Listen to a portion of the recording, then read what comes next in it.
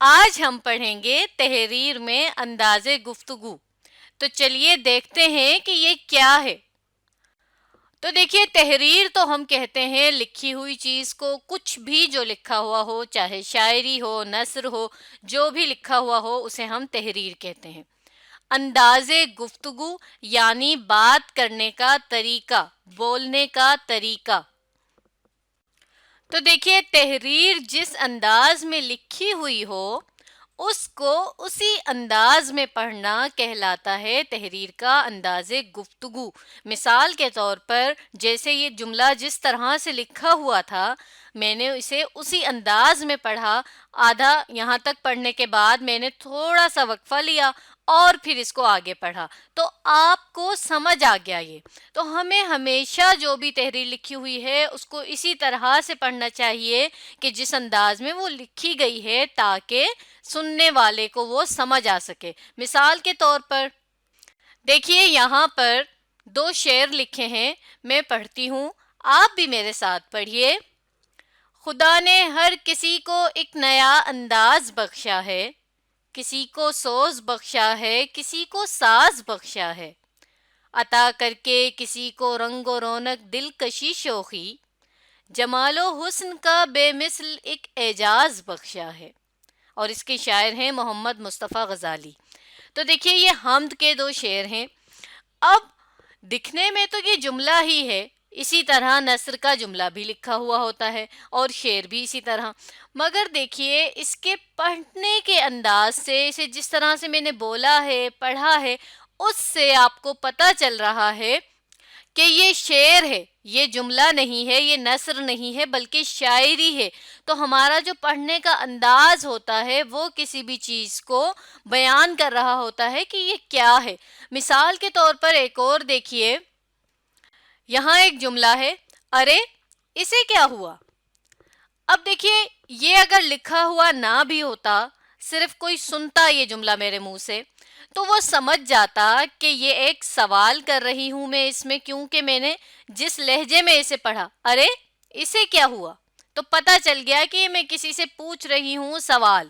اور ارے، ارے پر آپ دیکھیے کہ میرا جو لہجہ تھا وہ حیرانی کا تھا، حیران ہونے والا تھا، ایک جذبہ، ایک فیلنگ پتہ چل رہی تھی۔ تو سننے والے کو یہ پتہ چل گیا کہ اس جملے کے ذریعے میں حیرانی کے انداز میں سوال کر رہی ہوں کہ ارے اسے کیا ہوا۔ تو یہ ہوتا ہے بولنے کا طریقہ، انداز گفتگو بھی جسے ہم کہتے ہیں۔ یہ ہونا ہمارے لہجے میں بہت لازمی ہے۔ اس کی وجہ یہی ہے کہ اسی سے تفریق ہو پاتی ہے، یعنی فرق ہم کر پاتے ہیں کہ یہ شاعری ہے یا نثر ہے، یا اس جملے میں کس چیز کا اظہار ہو رہا ہے۔ ایک اور جملہ دیکھیے، شاباش آپ کی لکھائی تو بہت اچھی ہے۔ اب آپ دیکھیے کہ شاباش کو میں نے تھوڑا کھینچ کر پڑھا، شاباش، تو پتہ چل گیا کہ میں خوشی کا اظہار کر رہی ہوں۔ شاباش آپ کی لکھائی تو بہت اچھی ہے۔ تو میرے پڑھنے کے انداز سے ہی پتہ چل گیا کہ اس جملے میں خوشی کا اظہار کرتے ہوئے کسی بچے کو، بچی کو کہہ رہی ہوں کہ آپ کی تو جو رائٹنگ ہے، جو لکھائی ہے، وہ بہت اچھی ہے۔ اسی جملے کو اگر میں یوں پڑھتی ہوں، شاباش آپ کی لکھائی تو بہت اچھی ہے، تو دیکھیے ایک بالکل ہی الگ تاثر پڑ گیا۔ شاباش پہ کوئی زور نہیں ہے، کوئی جذبہ ظاہر نہیں ہو رہا۔ اسی طرح اس جملے کو اگر میں پڑھتی ہوں، ارے اسے کیا ہوا۔ اب ارے اسے کیا ہوا، اس جملے میں کہیں پر کسی فیلنگ کا، کسی جذبے کا نہیں پتہ چل رہا، سوال اتنا زیادہ اٹھ نہیں رہا، سمجھ نہیں آ رہا۔ پھر اسی طرح اگر میں اس شعر کو یوں پڑھتی ہوں، خدا نے ہر کسی کو ایک نیا انداز بخشا ہے، کسی کو سوز بخشا ہے، کسی کو ساز بخشا ہے، تو ایسے لگ رہا ہے کہ میں بڑی ہی طویل کوئی بات کر رہی ہوں، لمبی سی ایک بات کرتی جا رہی ہوں، پتہ تو چل نہیں رہا کہ یہ اس میں سے پہلا جملہ کہاں ختم ہوا، دوسرا کہاں سے شروع ہوا، یہ تو بالکل ہی نہیں پتہ چل رہا کہ یہ شاعری ہے۔ پھر دیکھیے، آپ کو آئس کریم تو ملے گی، لیکن پہلے سبق یاد کرنا ہوگا۔ تو اب دیکھیے کس قدر میں نے اچھے انداز سے اس جملے کو پڑھا، پتہ چل رہا ہے کہ میں کسی کو کہہ رہی ہوں آپ کو آئس کریم تو ملے گی، لیکن پہلے سبق یاد کرنا ہوگا۔ تو یہ ہوتا ہے تحریر میں انداز گفتگو کا کمال، جس سے پڑھنے والے کو بھی مزہ آتا ہے اور سننے والے کو بھی ہماری بات سمجھ آ جاتی ہے۔ اب آپ کے سامنے ایک شعر ہے جس کے شاعر ہیں ناصر کاظمی۔ چلیے پڑھیے، میں بھی پڑھتی ہوں۔ ناصر یوں اس کی یاد چلی ہاتھ تھام کے، میلے میں اس جہان کے کھونے نہیں دیا۔ تو اب آپ دیکھیے، میں نے جب یہ دونوں مصرے پڑھے تو میرے پڑھنے میں ایک ردھم تھا، ایک لہجہ بن رہا تھا، بالکل جیسے کہ ایک گیت ہوتا ہے، گانا ہوتا ہے، اسی طرح سے دیکھیے، ناصر یوں اس کی یاد چلی ہاتھ تھام کے، یعنی ایک لفظ کے بعد دوسرا لفظ خود بخود میری زبان پر آتا چلا گیا۔ یہ تلفظ ہوتا ہے، لے ہوتا ہے جسے ہم کہتے ہیں، اور شاعری میں تو یہ ہونا بہت ضروری ہے۔ اگر شاعری میں لے نہیں ہے، تلفظ نہیں ہے، ہمارا لہجہ نہیں بن رہا، تو اس کا یہ مطلب ہے کہ اس شاعری ہی میں کچھ گڑبڑ ہے، کچھ غلط ہے۔ اور دوسرا جملہ دیکھیے، میلے میں اس جہان کے کھونے نہیں دیا۔ اب دیکھیے، ایک لفظ کے بعد دوسرا لفظ خود بخود ہماری زبان پر آتا چلا گیا۔ تو شاعری کا یہ کمال ہے، شاعری میں یہ چیز ایک لازمی جز ہے کہ اس میں تلفظ ہونا چاہیے، لہجہ ہونا چاہیے اور لے بننی چاہیے، جس طرح گانے میں ہوتا ہے کہ بالکل گا رہے ہیں ہم، ایسے ہونی چاہیے شاعری۔ اور پھر ہمیں اسے پڑھنا بھی اسی طرح ہے، پہلے مصرے کے بعد دوسرے مصرے کو ہم ایک دم نہیں پڑھتے، بلکہ ہلکا سا وقفہ دیتے ہیں اور پھر پڑھتے ہیں۔ جیسے آپ کے سامنے حسرت موہانی کے یہ 3 شعر موجود ہیں، انہیں پڑھتے ہیں۔ پڑھیے۔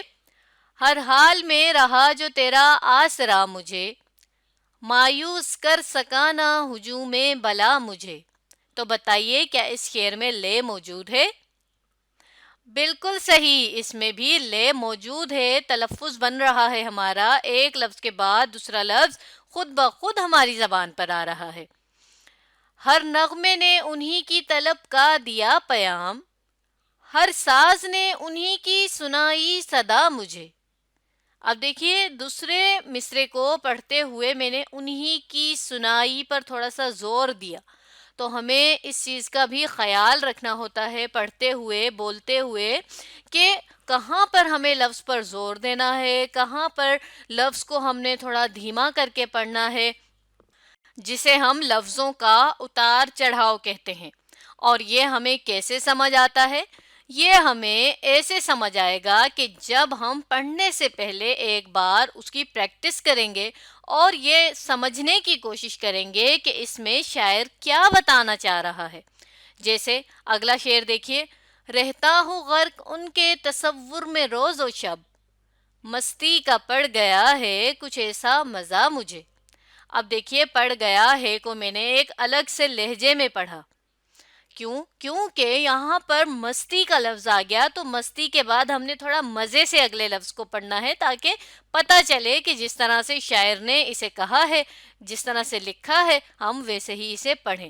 تو لفظوں کا جو یہ اتار چڑھاؤ ہے، یہ بہت اہم ہے، نہ صرف شاعری میں بلکہ نثر میں بھی ہمیں اس کا بہت خیال رکھنا ہوتا ہے۔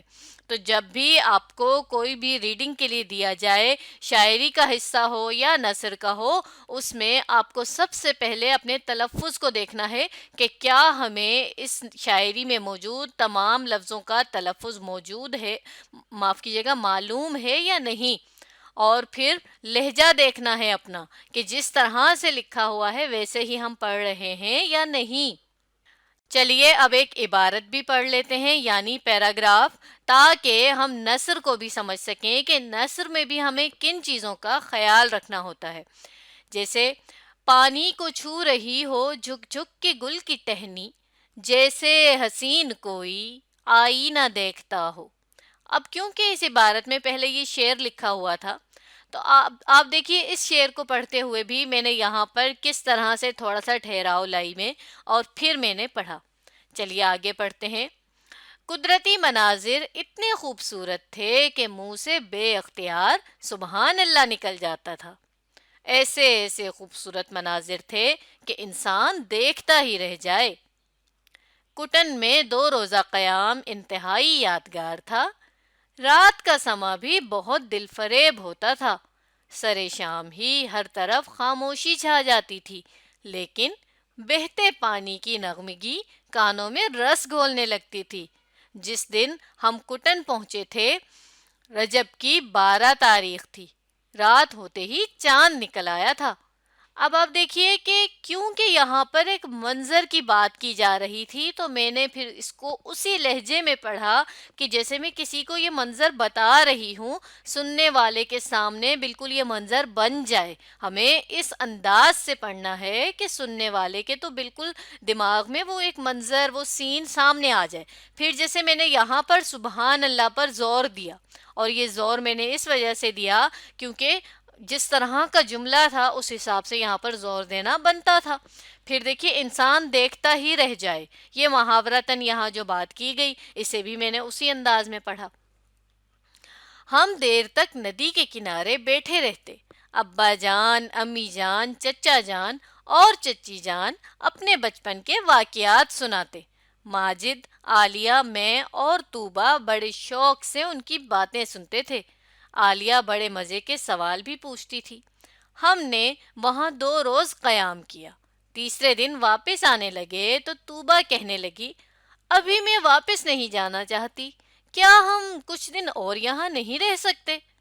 چچا جان نے کہا، بیٹا جی اتنا ہی کافی ہے، اگلی دفعہ آئیں گے تو پھر ہم زیادہ دن رہیں گے، بلکہ آپ کو یہاں سے آگے وادی کیرن اور شاردا کی سیر بھی کرائیں گے اور نیلم گاؤں بھی دکھائیں گے، جس کے نام پر پورے علاقے کا نام وادی نیلم رکھا گیا ہے۔ اب آپ دیکھیے کہ جہاں پر طوبہ کی بات ہوئی تو میں نے بالکل اسی انداز میں بات کی جس انداز میں بچے ضد کے انداز میں بات کرتے ہیں، اور پھر جہاں سے چچا جان کی بات شروع ہوئی تو میں نے اپنا لہجہ بالکل بڑوں والا کر لیا۔ تو یوں اب آگے بھی آپ اس عبارت کو پڑھ سکتے ہیں۔ تو یہاں بھی آپ دیکھیے کہ ہمیں تلفظ کا، لہجے کا، لفظوں کے اتار چڑھاؤ کا خیال رکھنا پڑتا ہے۔